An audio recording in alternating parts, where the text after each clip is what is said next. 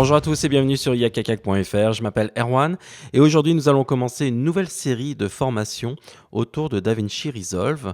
Cette série va s'appeler 101 DaVinci Resolve 12.5. Alors 101 pourquoi? C'est un peu le code au niveau des formations pour dire qu'en fait c'est une formation qui s'adresse à tout le monde, c'est-à-dire du débutant jusqu'à l'amateur confirmé ou la personne qui connaît déjà un petit peu DaVinci Resolve. Donc le but ici, c'est de parcourir pendant les 10 prochains épisodes l'ensemble de DaVinci Resolve pour vous permettre de démarrer et de clôturer un projet en passant par toutes les étapes à travers DaVinci Resolve. Alors DaVinci Resolve est un logiciel qui à la base était connu pour l'étalonnage et depuis plusieurs versions maintenant, Blackmagic a développé beaucoup de fonctionnalités au niveau de la timeline, au niveau du montage. Vous allez voir en fait que la grosse partie de cette formation va être orientée autour justement des fonctionnalités de montage, car c'est assez énorme ce qui a été ajouté en 2-3 ans. Voilà. Et puis, donc le but ici, c'est de vous rendre complètement opérationnel sur la partie montage, mais aussi, on verra, sur la partie étalonnage.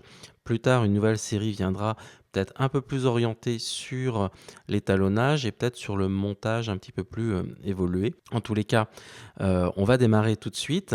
Et pour commencer par une introduction sur DaVinci Resolve, je voudrais vous montrer donc les possibilités qui existent pour acquérir DaVinci Resolve. Donc tout d'abord, il y a deux moyens. Soit vous passez par le Mac App Store, si vous êtes sur Mac, bien sûr. Vous pouvez chercher donc dans Blackmagic Design. Vous avez la possibilité donc d'avoir deux versions de DaVinci Resolve. Alors il y a DaVinci Resolve tout seul et DaVinci Resolve Studio.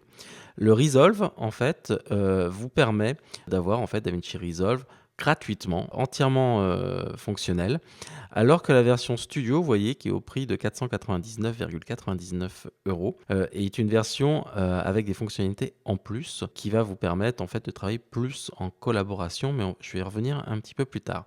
Donc au niveau de DaVinci Resolve, ce qui est intéressant via le Mac App Store si vous êtes sur Mac, c'est que du coup, il peut rentrer au niveau de votre compte et quand vous réinstallez une machine, bah, automatiquement vous pouvez le télécharger directement. Le seul problème en fait, c'est que les nouvelles versions arrivent tout le temps un petit peu plus tard dû à la validation en fait par Apple de tous les logiciels. Donc souvent, il faut environ une semaine ou deux pour que la nouvelle version apparaisse sur le Mac App Store. Ce qui n'est pas le cas bien sûr sur le site de Blackmagic. Et j'en profite ici pour vous montrer justement une nouvelle version qui est arrivée il y a quelques jours.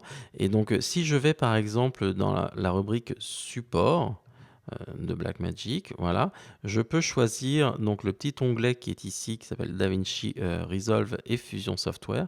Et à partir de là, la petite liste qui est en dessous, vous voyez, comme ici, va se mettre à jour et m'afficher les derniers logiciels ou les derniers firmware, si je sélectionne par exemple du matériel, concernant cette partie.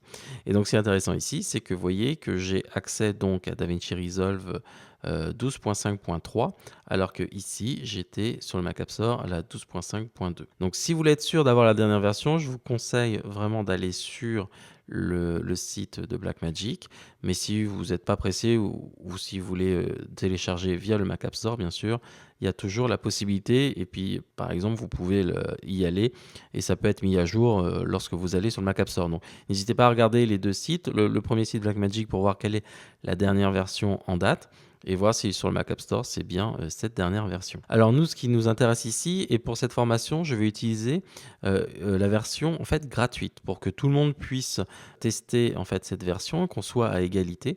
Et donc du coup, il n'y aura pas de fonctionnalités en plus lors de cette formation de 10 épisodes. Donc en tous les cas, voyez que sur la version Studio, il y a 3 versions, une pour macOS 10, une version pour Windows et une sur Linux, alors que sur la version gratuite, elle existe uniquement sur macOS 10 et Windows.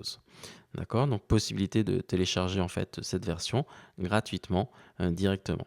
Alors quelles sont les différences entre la version DaVinci Resolve et la version Studio?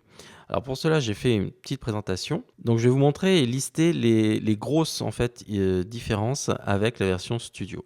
Donc dans DaVinci Resolve Studio, en fait, la limitation, il n'y aura plus de limitation. C'est vrai que dans la version gratuite, vous êtes limité à l'Ultra HD, donc à la résolution 3840 par 2160. Avec la version studio, ben, vous pouvez aller au-delà de cette résolution. Donc sachant que déjà l'Ultra HD, je pense que ça couvre 80% des besoins des utilisateurs. Après, si vous faites plus du cinéma et donc la 4K cinéma, là il faudra passer sur des résolutions comme 4096 par exemple. Et donc là, vous allez avoir besoin pour faire une sortie en 4K cinéma DCI, il faudra passer sur la version studio. Ensuite, une autre différence, c'est la possibilité avec la version studio d'avoir le travail collaboratif. C'est-à-dire que vous pouvez utiliser plusieurs DaVinci Resolve et via des bases de données SQL, c'est-à-dire en réseau, vous allez pouvoir partager en fait vos projets, commencer par exemple un montage pendant que quelqu'un d'autre est en train de faire l'étalonnage et accéder au projet d'autres personnes. Donc ça, c'est possible grâce à la version studio qui est dessus. Ensuite, vous avez la production stéréoscopique, c'est-à-dire que dans la version studio, vous allez pouvoir gérer en fait une timeline stéréoscopique, c'est-à-dire c'est une timeline en fait qui a deux flux, l'œil de gauche, l'œil droit, et en plus avec cette timeline stéréoscopique, vous allez avoir des outils destinés au relief, par exemple comme la convergence des yeux, qui va vous permettre en fait de gérer par exemple l'effet de relief. Donc ce sont des outils supplémentaires qui sont disponibles dans DaVinci Resolve. L'autre nouveauté, bien sûr, c'est le multi-GPU. C'est-à-dire que DaVinci Resolve est orienté pour l'étalonnage et demande une station assez costaud. Et je vous expliquerai un petit peu pourquoi plus tard. Mais en gros, en fait, dans DaVinci Resolve, quand vous mettez un clip, DaVinci Resolve l'échantillonne au plus gros format en fait, pour traiter le maximum d'informations au niveau de la colorimétrie. Et donc, ça demande une station quand même assez conséquente au niveau de la carte graphique. Et puis quand on veut travailler justement sur des fichiers 4K, avec des fichiers RAW par exemple pour l'étalonnage, on va avoir besoin de beaucoup de puissance en fait, au niveau des cartes graphiques et donc il est possible d'additionner plusieurs cartes graphiques, par exemple dans un PC et donc ou alors dans un boîtier externe et pour pouvoir avoir un maximum de puissance au niveau des GPU. Donc la version studio sur PC va vous permettre d'accéder à l'ensemble des cartes graphiques à l'intérieur de votre PC ou de votre machine Linux. Petite précision, pour la version gratuite Mac, vous savez que dans les Mac Pro, il y a 2 cartes graphiques et donc la version gratuite de Mac, est optimisée pour utiliser les 2 cartes graphiques du Mac Pro. Donc ne pensez pas que si vous utilisez la version gratuite sur le Mac Pro, vous n'accédez qu'à une seule carte graphique. Non, vous avez bien en fait du multi-GPU sur la version Mac et c'est surtout ce qui est important, c'est que donc vous avez l'optimisation pour le Mac Pro. Alors ensuite, il y a le support de la norme HDR, donc de l'affichage HDR, donc qui est maintenant, qui commence à venir, au niveau des flux de production, justement, Ultra HD et 4K. Donc ça va être disponible sur la version, studio. Et puis certains effets vont être, disponibles en plus. Donc on a tous les effets de réduction de bruit, par exemple, les effets de motion blur, tout ce qui va être analyse, en fait, temporelle de l'image vont être dans la version studio. Et puis il y a des nouveaux effets de correction, en fait, de lentilles, de focale que vous allez pouvoir avoir dans la version studio. Et puis, d'autres effets, en fait, c'est une des nouveautés des dernières versions. Les Resolve FX, ce sont des effets, en fait, qui sont disponibles au niveau, soit, de la timeline, soit, des effets, d'étalonnage. Et donc là, par exemple, pour rajouter du grain, rajouter un lens flare ou du lens blur, en fait, du flou basé sur la lentille, vous allez, les avoir uniquement dans la version studio. Alors n'ayez pas peur, en fait, globalement, certains effets sont toujours listés, en fait, dans la version gratuite. Quand vous cliquez sur une fonction avec la version studio, heu, DaVinci vous mettra une petite fenêtre pour vous indiquer que, cette fonctionnalité est disponible uniquement dans la version studio. Si vous voulez vraiment savoir beaucoup plus sur les différences entre la version gratuite et la version studio, il suffit d'aller sur le site de Blackmagic, sur la page DaVinci Resolve et vous allez voir en fait qu'il y a un onglet qui s'appelle Compare, dessus, qui va vous permettre tout simplement, voilà, d'aller, sur ici, la liste, et là vous avez toutes les fonctionnalités qui sont listées et vous voyez en fait que, vous avez la version studio au milieu et la version, gratuite qui est à droite, ici, sur la dernière colonne. Et donc vous voyez, dès qu'il y a un no, ça veut dire que c'est une fonctionnalité dédiée à, la version studio. Vous voyez? Donc là, ce qui est intéressant, c'est que vous avez, vraiment, toutes les fonctionnalités une par une qui sont listées. Donc s'il y a vraiment une fonctionnalité que vous voulez savoir si c'est disponible avec la version gratuite, ben, n'hésitez pas à aller sur, la page en fait comparatif, entre, la version studio et la version gratuite. Voilà. En tous les cas, maintenant, on va repasser sur, DaVinci Resolve et on va faire un petit peu le tour du propriétaire pour voir comment, se répartit et comment s'établit le flux de production à l'intérieur de DaVinci Resolve. Donc nous voici de retour dans DaVinci Resolve. Ici, je voulais préciser la version que j'utilisais. J'utilise la version 12.5.3 qui vous permet en fait de comprendre si vous avez des variations, si vous utilisez une version précédente ou postérieure à cette version 12.5.3. Donc il peut y avoir peut-être des petites différences à certains niveaux de fonctionnalité. En tous les cas, ici, je me base sur la version 12.5.3 de DaVinci Resolve.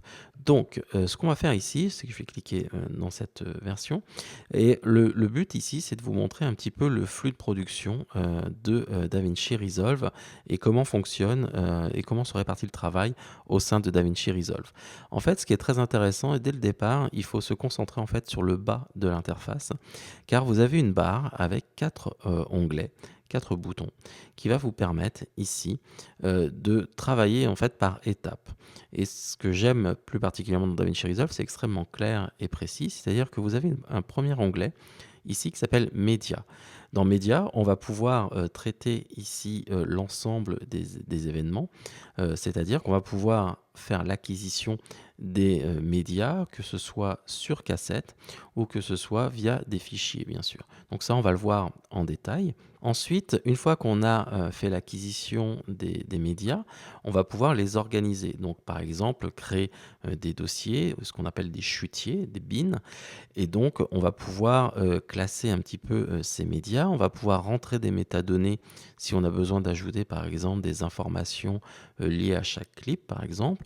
On va aussi pouvoir, ça va être le lieu où on va pouvoir synchroniser, par exemple, l'image avec le son. Donc, tout ça, on va le voir dans la page médias et on va gérer, en fait, cette page, ces médias au sein de cette page média.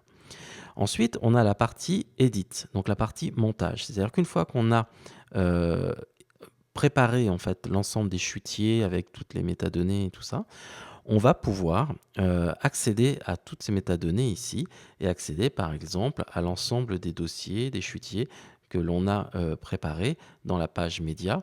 Et donc ensuite, on va pouvoir les utiliser pour réaliser donc le montage. Et donc dans la partie edit ici, vous voyez qu'on a accès à la partie en fait Media Pool. Donc on va voir un petit peu plus tard à quoi ça correspond, mais globalement, tout le travail qu'on a fait dans la page média, on va le retrouver directement dans la partie Edit. Et donc la partie Edit, elle va être orientée donc montage avec son interface de montage dédiée. Donc ça va être assez intéressant aussi parce que vous allez voir que si vous avez déjà utilisé DaVinci Resolve il y a quelques années, ça a beaucoup évolué et maintenant ça en fait un logiciel à part entière de montage. La troisième partie, la troisième page, en fait, c'est la page de Color. Cette page Color va vous permettre, elle, bien sûr, d'utiliser les différentes fonctionnalités qui sont maintenant reconnues comme une des références au niveau de l'étalonnage. Donc ce sont les différents outils qu'on va pouvoir avoir ici pour étalonner vos plans, pour pouvoir créer des masques, faire donc de la correction primaire et secondaire sur l'ensemble de vos éléments. Donc ça c'est assez intéressant parce que du coup on va avoir accès à beaucoup d'outils mais ultra dédiés pour l'étalonnage. On peut aller très très loin bien sûr parce que c'est un outil qui est utilisé pratiquement dans tous les domaines au niveau de l'étalonnage et qui fait maintenant donc référence. Donc cette partie-là, vous voyez, on a récupéré ici tout le montage. D'ailleurs, je peux vous montrer une mini timeline pour vous montrer. Donc le montage que l'on avait dans la partie Edit, vous voyez, qui est ici, on retrouve en fait ce montage directement ici. Donc vous voyez qu'il y a une succession, en fait, tout se tient dans le flux de production de DaVinci Resolve. Chaque page est connectée à la suivante et vice-versa. Et c'est ce qui fait vraiment sa force. C'est-à-dire que si, par exemple, le réalisateur veut échanger par exemple la position d'un plan, j'ai juste besoin de retourner ici dans cette page Edit, de faire la modification, de raccourcir le plan, d'enlever un fondu, ainsi de suite. Et quand je reviens sur ma page Color, la modification est prise en compte automatiquement. Donc ça, c'est vraiment la grosse force en fait de DaVinci Resolve, c'est d'avoir, à l'inverse des autres logiciels qui sont partis du montage et ensuite qui rajoutent des fonctionnalités d'étalonnage. Là maintenant, on a un gros corps, un gros noyau en fait d'étalonnage et maintenant on a en plus des fonctionnalités de montage qui ont été ajoutées. Donc maintenant on peut passer facilement de l'un à l'autre. Et puis la dernière page est quant à elle la deliver ici, donc on va délivrer en fait notre montage avec notre étalonnage et donc comme tout à l'heure on va retrouver ici notre timeline étalonnée et on va pouvoir demander à exporter, que ce soit par exemple sur YouTube, Vimeo, on peut envoyer vers d'autres logiciels de montage, que ce soit Final Cut Pro 7 ou 10, ou Premiere, Avid, Pro Tools pour le mix par exemple. Donc on va avoir un grand choix de possibilités d'export. Donc on va pouvoir exporter notre montage soit dans un autre logiciel, soit directement au format custom, par exemple ici, que je vais pouvoir gérer. On pourra même, si on dispose d'une licence Easy DCP, pouvoir exporter un DCP directement depuis DaVinci Resolve. Donc c'est ça qui est important. Donc voilà pour l'introduction concernant DaVinci Resolve. Dans le prochain épisode, nous allons nous attaquer donc à la première page, qui est la page média, qui va nous permettre de faire l'acquisition des médias, que ce soit sous forme de fichiers ou sous forme de cassettes, par exemple. Et puis, nous allons voir comment traiter tous ces fichiers, comment les classer, les ordonner, les organiser, afin de se préparer pour le montage. Donc ça, c'est dans la prochaine vidéo de DaVinci Resolve. À très bientôt. Ciao, ciao. Bye bye.